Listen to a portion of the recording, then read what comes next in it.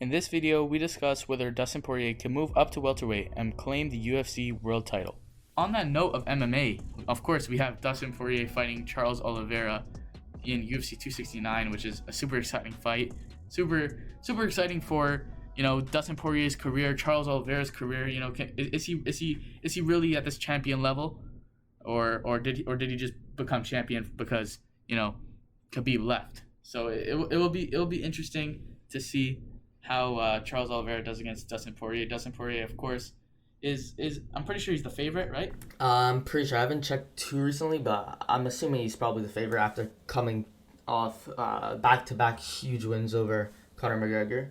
Yeah. But I mean, Dustin's a huge. He's a big time striker, but I feel like Charles Oliveira could definitely possess some things that threaten Dustin's game. yeah, well, Oliveira has a very diverse game, and his striking over the years has really developed as well. He has amazing technique. Yeah, for his sure. technique's great. He has amazing kicks and a variety of different strikes that could really cause some trouble for Dustin, as well as, of course, his submission game. Jiu-jitsu, yeah. Yeah, All it's of that, insane. so- Most submissions in UFC history. I think Dustin Poirier was talking about moving up to welterweight after he wins this title, which that would be crazy. That would bring the welterweight to even on the next level of stacked. Like that division has all those guys, has the Usmans, the Covingtons, the Gilbert Burns, all those super talented guys, and then to bring Dustin Poirier into the picture in that division would be unreal.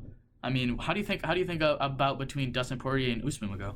Well, yeah, first of all, like, Dustin is a giant. Like, he's a huge lightweight. So, first of all, I don't even know how he made featherweight. Like, Yeah. he's a huge lightweight. So, and he's talked about going up to welterweight many times, so it's definitely a possibility. Whether even if he wins this weekend at UFC 269, I don't see him obviously going to welterweight since he'll have the championship belt unless he goes for double champ status Yeah. against Usman. But if he loses, he might go up. And then him versus Usman is an interesting one. I see Usman winning that fight, as Usman's striking is, of course, developed Of course, yeah. tremendously, and his power is really to be reckoned with. And of course, his ground game is phenomenal. Even though Dustin definitely has good ground game, which he showcased against Conor McGregor, and his ground and pound is definitely vicious. But Usman has the advantage there for sure, as his ground game's fantastic. And also with the size, Dustin Poirier's a huge lightweight, but in welterweight, he'll still be big, but he won't be the biggest guy in the division. That's for sure. Usman's a huge welterweight. Yeah. I don't like he's like ripped Giant. in that division. I don't understand. Like I see pictures of him, and I'm like, there's no way this guy could make 170 pounds. He's huge. Like that's unreal. Obviously, same with Dustin could be said in lightweight. He's huge for that division. So going up is definitely possible. So a fight with Usman would be unreal. I mean, if he wants to go for that champ status, which it's possible. I don't know if he do that right away, but I could see him doing it in the future if he stays dominant in the lightweight division. Maybe beats Justin Gaethje. Some defenses of the title.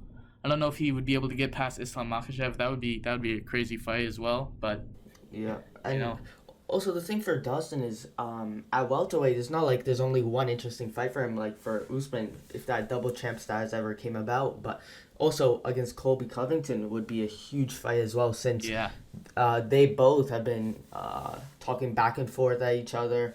Colby talking some trash like he usually does. That's definitely a good fight as well. Seeing Colby Covington come off that Usman fight is going to be very interesting to see, and if he's going to improve on which aspects of his game. Because especially if he wants to try to get that Usman trilogy, even though it was a very competitive fight and towards those last rounds, Covington did well. I think he needs that one more maybe upgrade in his game to win. It's gonna be hard for Usman or for Colby to secure another title shot against Usman, especially because a trilogy it's kind of a stretch when Usman's won those 2 rounds or those 2 fights between them. But if Colby can stay proving that he's the number 1 contender in that division, then that they're gonna have to give it to him. If he's able to rack up a lot of wins, then they'll have to, especially if he doesn't lose. And that's why I feel like and he's also he's also a big personality in the division. Yeah, for sure. He's a big talker. He brings a lot of eyes, and It would definitely be another interesting fight if they were to have a trilogy. Obviously, a lot of people would think Usman won because he won the first two fights. But if Colby proves that he's still at that top of the division, then I could see it happening once And that's again. right, especially now with Jorge Masvidal having to pull out against Leon Edwards. Like Colby Covington versus Jorge Masvidal would be such a good fight. It would be so good, especially with all the drama there of them being ex teammates, ex like best friends living together, and then just to see that all unfold with all the lead up to that, and then the fight, it would be really cool to see. That would be crazy. And there was talk about that being on The Ultimate Fighter, of course. Yeah, So, which would be an insane season. Yeah, So much that would drama be awesome. there. And then obviously both guys coming off a loss to Usman, and both of them coming off with tough fights as well, where both of them got hurt multiple times, especially Masvidal getting knocked out. Yeah, he got pretty hurt. He got pretty hurt in that fight, I'd He say. got laid out, unfortunately for him. But Yeah. Usman is just too dominant there. I don't see anyone beating him except maybe a potential Khamzat Chimaev climbing Potential the ranks. superstar in the sport. Yeah. I mean, there's a lot of superstars in the UFC. Obviously, we know Conor McGregor. He's the top guy for sure, without a doubt. Probably will always Israel be. Adesanya is making his way, though. There was like a list of, I think, the biggest UFC pay-per-views, and I think Adesanya was on either one or two of those spots, which was really impressive.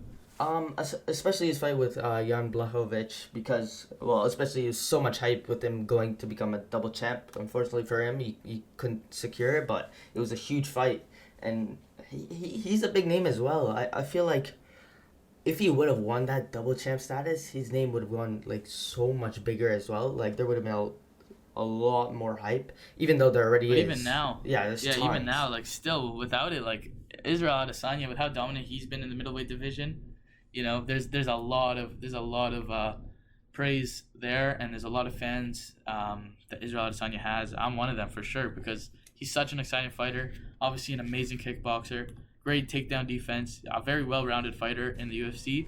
So I don't see him losing anytime soon in the middleweight division. Yeah, me either. I don't like Robert Whitaker is the only one that I could see challenging him. This clip is taken directly from the Punch Plan podcast. You can check the episode out right now on your screen, or you can go in the link in the description and stream it on Spotify. Thank you guys so much for watching, and have a great day.